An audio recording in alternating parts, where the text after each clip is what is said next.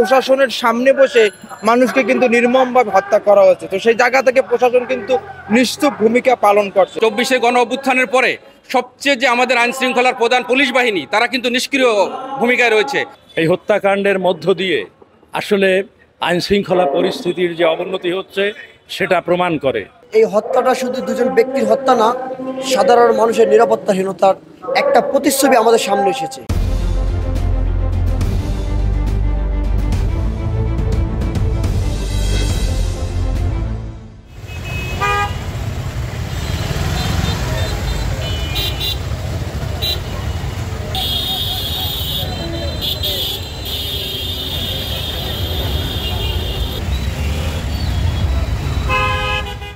পাঁচই আগস্টের পরে এখন পর্যন্ত প্রতিনিয়ত এবং কি প্রতিদিন আমাদের দেশের নানাভাবে, সেটা রাজনৈতিকভাবে হোক, সাধারণভাবে হোক এবং অন্তঃকলহের জেরে হোক, প্রতিনিয়ত কিন্তু মানুষ দিবা রাত্রে কিন্তু মানুষ হত্যাকাণ্ডের সম্মুখীন হচ্ছে।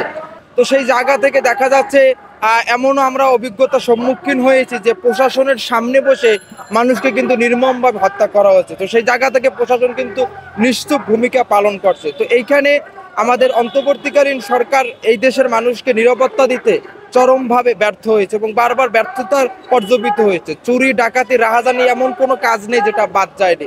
তো একজন সাধারণ নাগরিক হিসাবে বিষয়টি আমাদের কাছে সাধারণ অর্থেই শঙ্কিত এবং ভয়ের বিষয়। আমরা আশা করি সরকার নিরাপত্তার জায়গা থেকে কঠোর হবে এবং এই যে দুষ্কৃতিকারী এবং যারা সন্ত্রাসী রয়েছে তাদেরকে দ্রুততার সাথে গ্রেপ্তার করতে পর্যবেসিত হবে। আমরা দেখেছি যে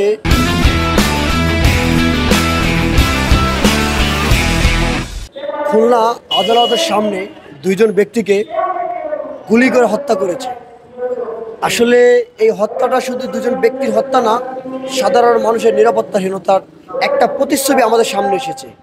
আমি একজন মানুষ, আমার কি রাস্তায় হাঁটার অধিকার নেই? আমি একজন মানুষ হিসাবে আমার আদালত প্রাঙ্গণে যাওয়ার অধিকার নেই? হ্যাঁ, যদি আমি কোনো ভুল করে থাকি, কোনো অন্যায় করে থাকি, কোনো মামলায় থাকি, তাহলে তার জন্য আমাদের বিচার ব্যবস্থা রয়েছেন, আদালত রয়েছেন, তারা বিচার করবেন, আদালত থাকবেন।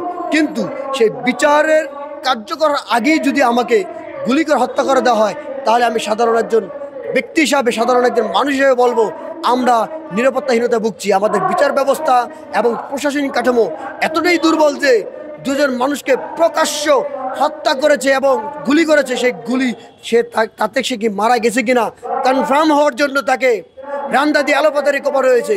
এটা তো আসলে জাহিলি যুগের প্রতিচ্ছবি দেখতে পাচ্ছি। আমি এই বাংলাদেশ চাইনি। এই বাংলাদেশ যদি চাইতাম তাহলে 24-এ আমি রক্ত দিতাম না। 24-এর আগে রক্ত দিছি সেম কাহিনীতে, সেমের কারণে যে নিরাপত্তাহীনতা ছিল, বাক স্বাধীনতা ছিল না। আওয়ামী লীগের দোসররা আমাদেরকে কথা বলতে সুযোগ দেয়, তার বিরুদ্ধে নেমেছি, রক্ত দিছি, আন্দোলন করে সংগ্রাম করেছি, তাকে হটিয়ে দিছি।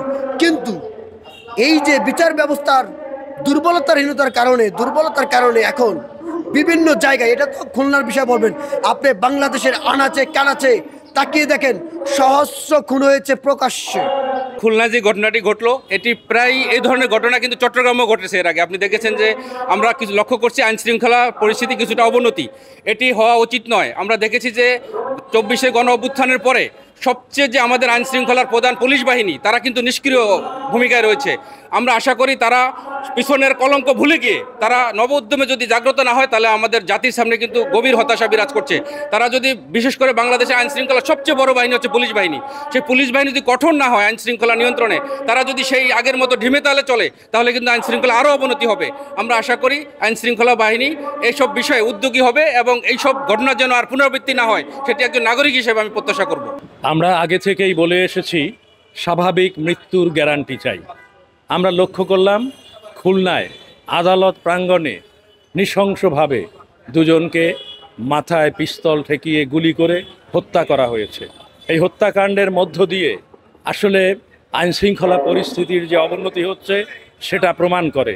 আমরা মনে করি জনমনে স্বস্তি আনতে হলে এর সাথে যারা জড়িত তাদেরকে অবিলম্বে গ্রেপ্তার করে শাস্তির সম্মুখীন করতে হবে এবং দৃষ্টান্ত স্থাপন করতে হবে। নচেত সাধারণ মানুষ কিন্তু বিভ্রান্তিতে পড়বে, তারা কিন্তু এক ধরনের মনোকষ্টে আছে।